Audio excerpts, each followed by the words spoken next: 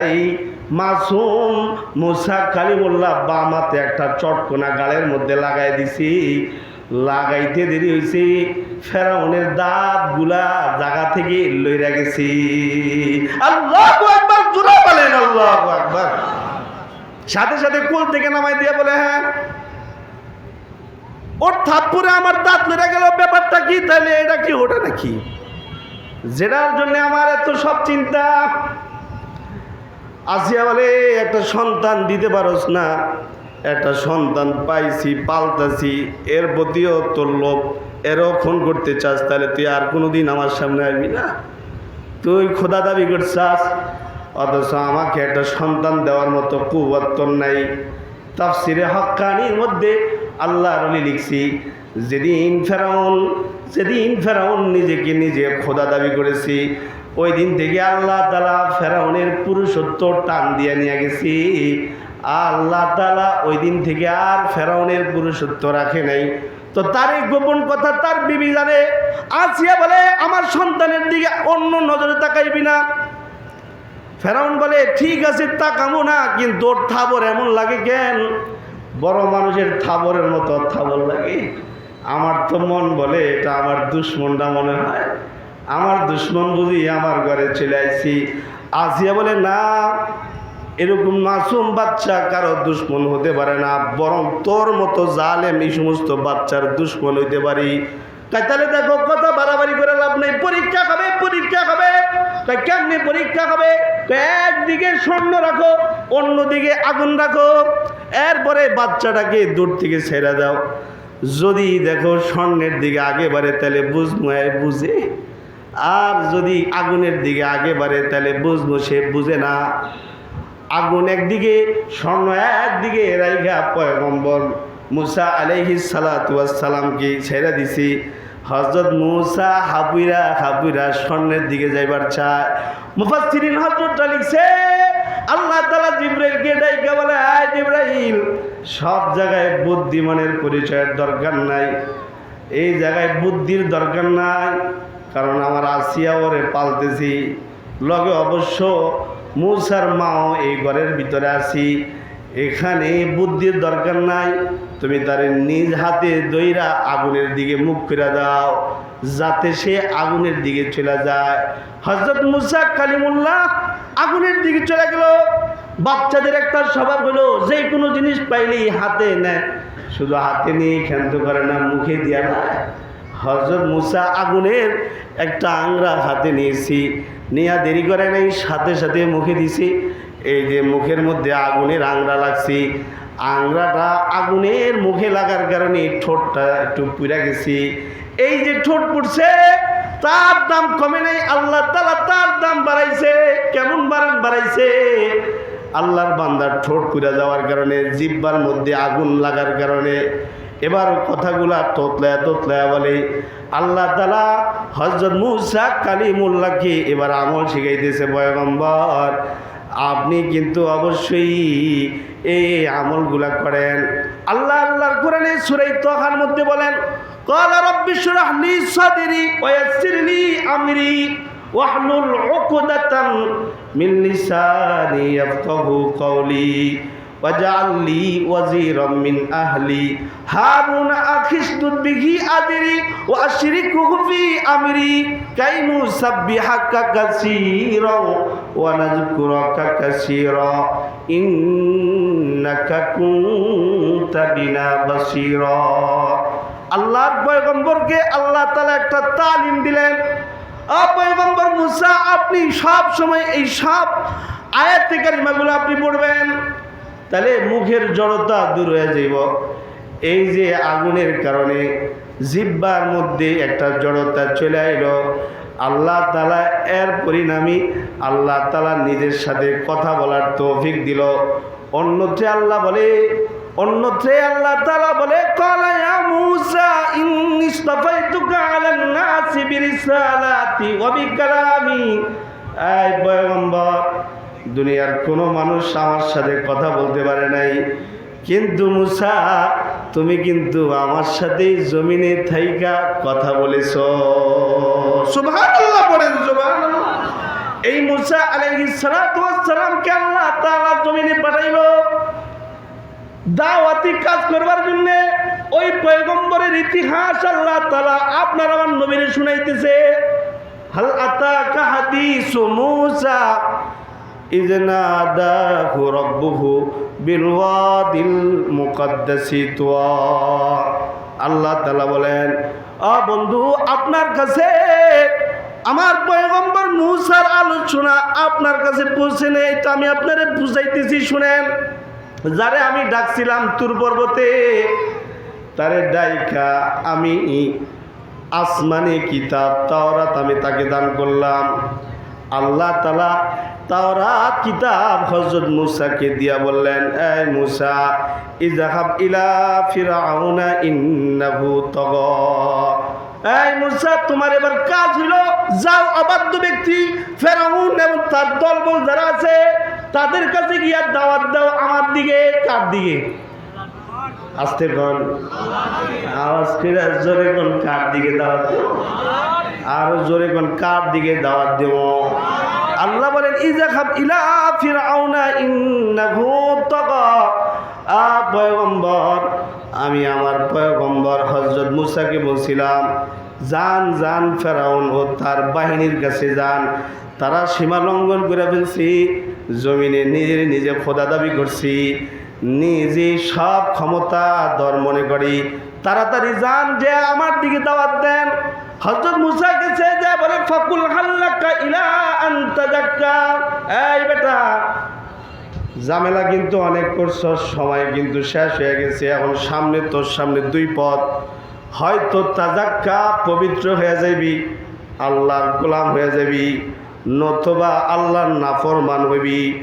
এমনিতেই নাফরমানির মধ্যে আসাস, যদি নাফরমানির উপরেই যদি থাকস তাহলে কিন্তু চিরতরে ধ্বংস হয়ে যাবি। ফাকুল হাল্লাকা ইলা আন তাযাক্কা। আল্লাহ কোরআনের আয়াত হযরত মুসা ফেরাউনকে বলে, এই মিয়া, তুমি কি তাজকিয়ায়ে নফস হইবা? তুমি কি তোমাকে পবিত্র করবা? তুমি কি তোমারে ভালো করবা?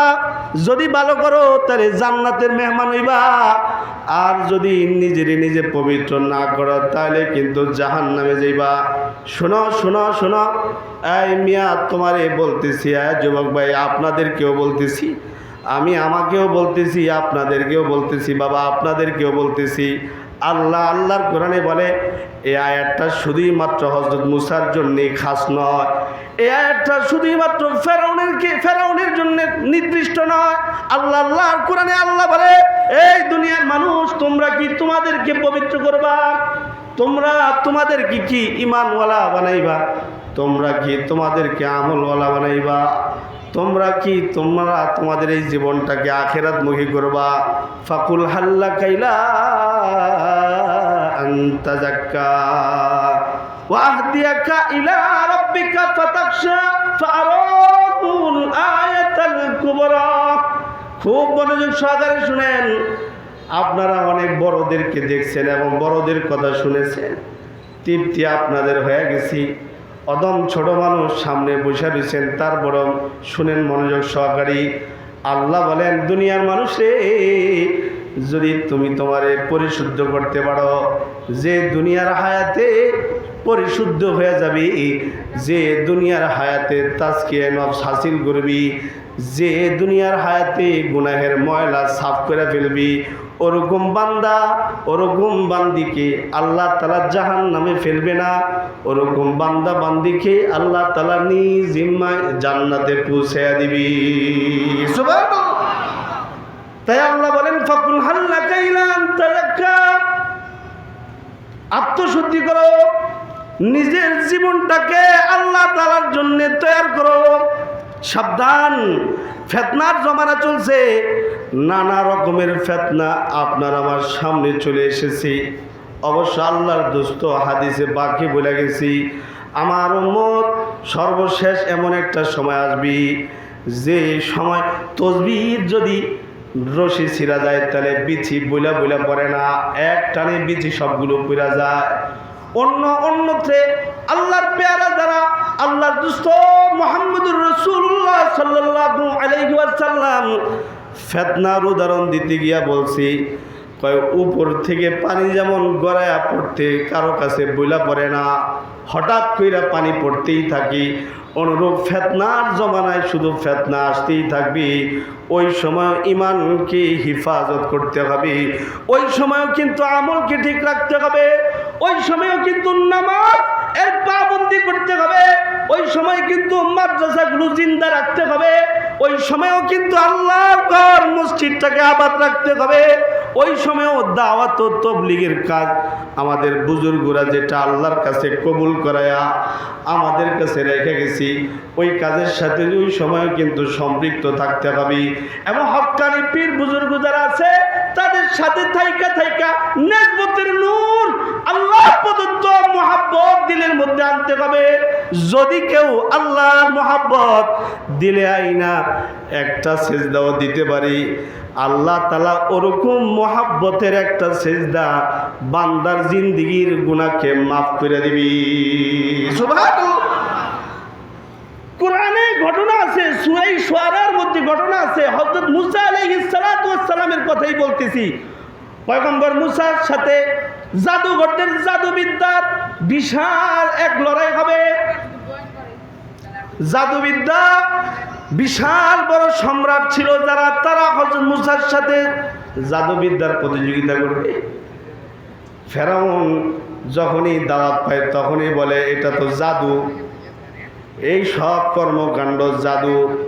হযরত মুসা বলে না ও মিয়া, এটা জাদু না, এটা আল্লাহর পক্ষ থেকে ফারাবুল আয়াতুল কুবরা, আল্লাহর পক্ষ থেকে এটা আমাকে মুজিজা দেওয়া হয়েছে। আমার হাতে থাকা লাঠিটা এটা সময় অসময় এটা সাপ হয়ে যাইতেছি, আবার এই লাঠি দিয়া যেই কোনো সময় যেই কোনো জায়গায় বট দিয়া হাঁটা যাইতেছি। কোরআনের সূরা তাহার মধ্যে আছে, আল্লাহ তাআলা মুসার সাথে আলাপ করে আদর করে বলে ওমা তিলকা বিয়ামিনিকা ইয়া মুসা। আল্লাহ জানে, তারপরও জিজ্ঞাসা করে, কারণ জিহ্বাটা আগুনে পুড়ে লাইছি। দুনিয়ায় বান্দা যখন কোনো কষ্ট করে তার আরশের মালিক তাকায়া বান্দাকে বদলা দিবার জন্য তৈয়ার হয়ে যায়। সুবহানাল্লাহ বলেন সুবহানাল্লাহ।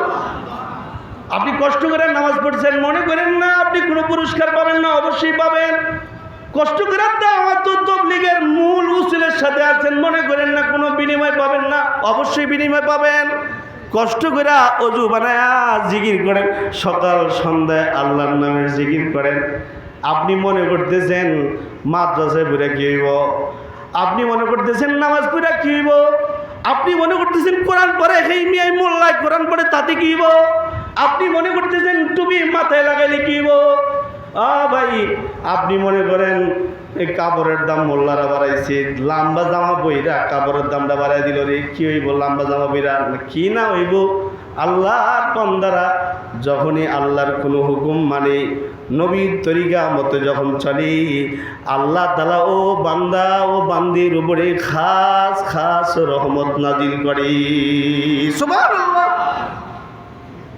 জাদুর বিদ্যার এক বিশাল কাফেলাকে ফেরাউন নিয়ে এসে মুসা আলাইহিস সালাতু ওয়াস সালামের বিপক্ষে দাঁড় করাবে।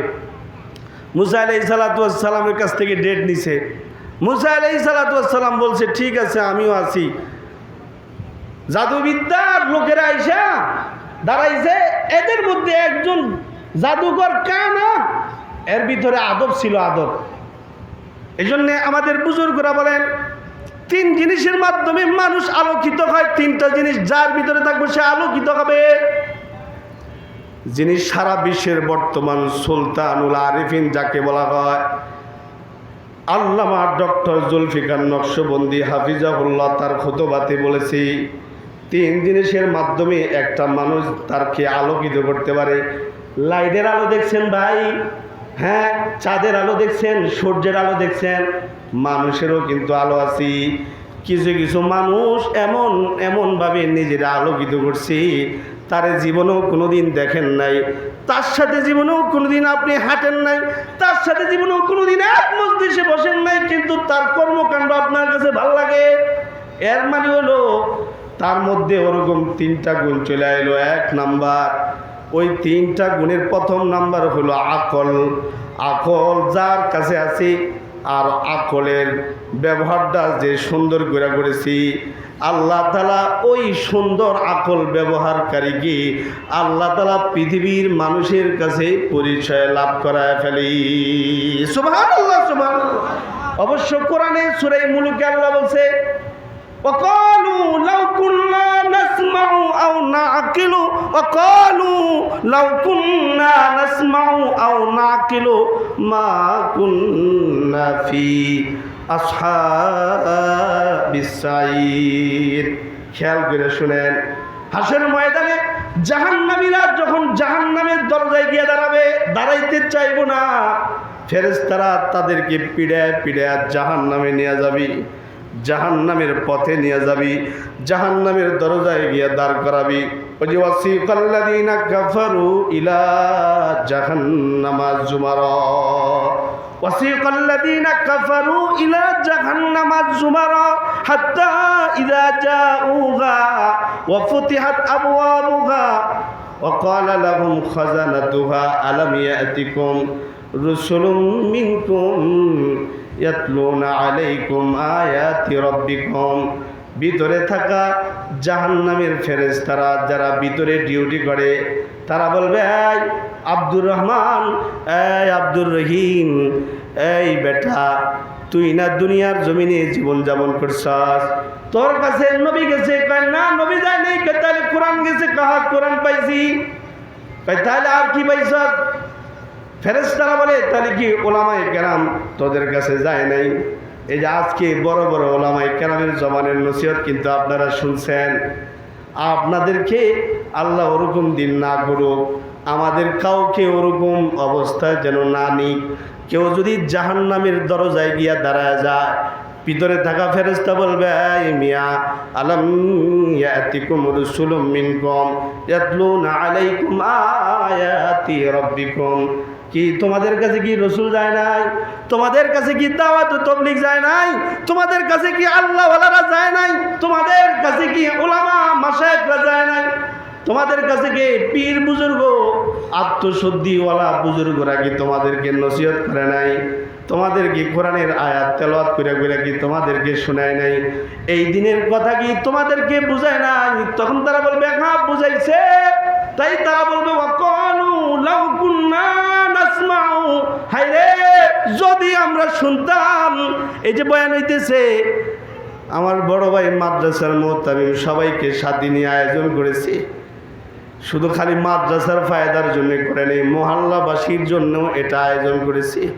ওলামায়ে কেরামদেরকে আইনা বসায় দিছে হাজরাত। কিছু সময় বয়ান করলে যারা নামাজ পড়ে না, হয়তো তারা নামাজ হয়ে যাইব। হাজরাত, কিছু সময় বয়ান করলে যারা কোরআনকে মহব্বত করে না, তাদের দিলের ভিতরে কোরআনের মহব্বত চলে আইব। এই জন্যে ওলামায়ে কেরামদেরকে আইনা এই যে জায়গায় বসায় দিছি।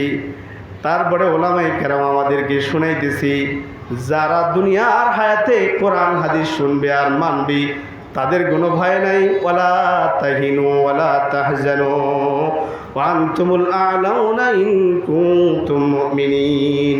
আল্লাহ তাআলা আল্লাহর কোরআনে বলছে, মুমিনের কোনো ভয় নাই। যেই মুমিন মুমিনের মতো মুমিন যে আমল করছে, তার কোনো ভয় নাই। আল্লাহ কোরআনে বলতেছে, আকল আও নাকিলু, জাহান্নামীরা জাহান্নামের দরজায় দাঁড়ায় বলবে, হায়রি যদি শুনতাম আর যদি মানতাম, তাহলে আমাদেরকে জাহান্নামে যেতে হতো না। জুলফিকার নকশবন্দি আরো দুইটা কথা বলেন, যে আকল আছে, আকলের সৎ ব্যবহার করেছে, আল্লাহ তাআলা ওই ব্যক্তিকে জান্নাত দান করবেন। সুবহানাল্লাহ পড়েন, সুবহানাল্লাহ। 2 নাম্বার ইলম, ইলম আকলটা ইলম দিয়ে চালাইছে। 3 নাম্বার আল্লাহর ওলি বলে, 3 নাম্বার হলো আদব। আদব যার ভিতরে আছে। অবশ্য বুজুর্গ তাশরীহ করতে গিয়ে বলছে, কেউ যদি ইলম কমও যদি পায়, কিন্তু আদব পরিপূর্ণ পাইছে। আদব পরিপূর্ণ হওয়ার কারণে আল্লাহ তাআলা তাকে ওয়ালায়াতের মাকাম দান করবি। কারণ ইলম তো আজাজিলও পাইছে, কিন্তু আদবওয়ালা না। আর আদম হযরত আদমের ভিতরে ছিল। আদম হযরত আদম আদমওয়ালা ছিল, যার কারণে আল্লাহ তাআলা তার মর্যাদা বাড়ায় দিল। আর শুধুই মাত্র ইলম, আজাজিলের ভিতরে ছিল, কিন্তু আদব ছিল না। আদব না থাকার কারণে সেই আবা ওয়াস্তাকবারা ওয়া কানা মিনাল কাফিরিন, এরকম অহংকারী করত, এরকম অহংকারী করত।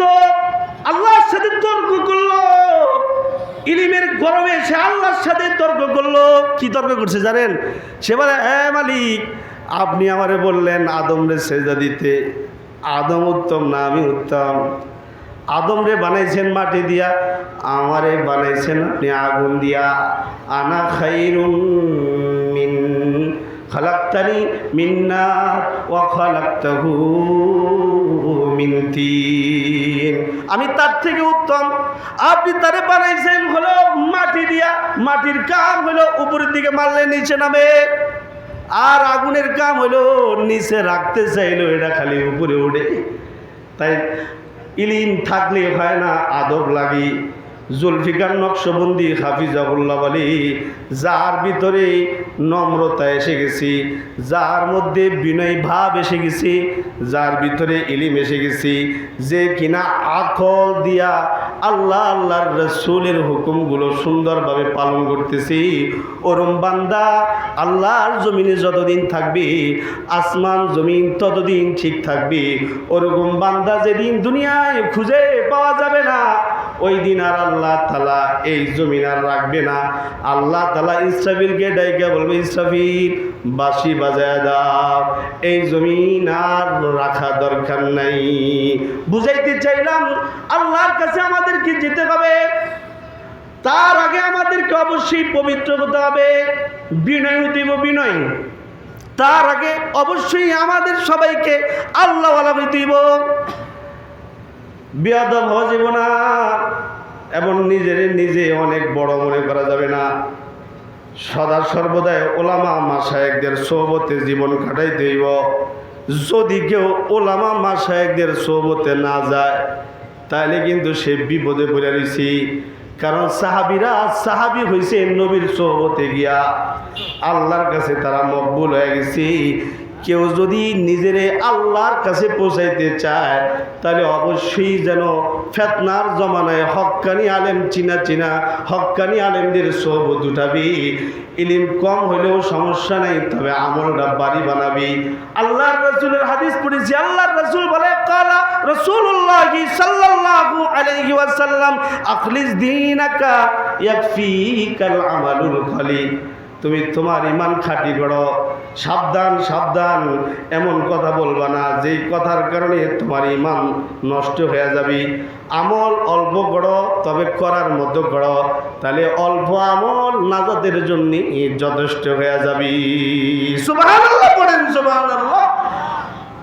সাবধান, ইমানকে বরবাদ করা যাবে না। ইমান বরবাদ করার মতো বহু দল, বহু ফিতনা আপনাকে আমাকে ডাকবে, আপনাকে আমাকে বুঝাবে, সমঝাবে, প্রয়োজনের টাকাও আপনাকে আমাকে দিবে। তাই বলে কি ইমান ধ্বংস করা যাবে? এই কথা বলেন না কেন? তাই বলে কি ইমান ধ্বংস করা যাবে? আগামীকালকে আমাদের সোহরাওয়ার্দী উদ্যানে গণজমায়েত হবে। সারা বিশ্বে ফিতনা মাথাচাড়া দিয়ে ওঠা সাদিয়ানি গ্রুপ আবার নতুন করে মাথাচাড়া দিয়ে উঠেছে। হাসেন না, আমাদের দায়িত্ব আপনাদেরকে তানবিহ করা, সতর্ক করা। তাই আপনাদেরকে বলে যাচ্ছি,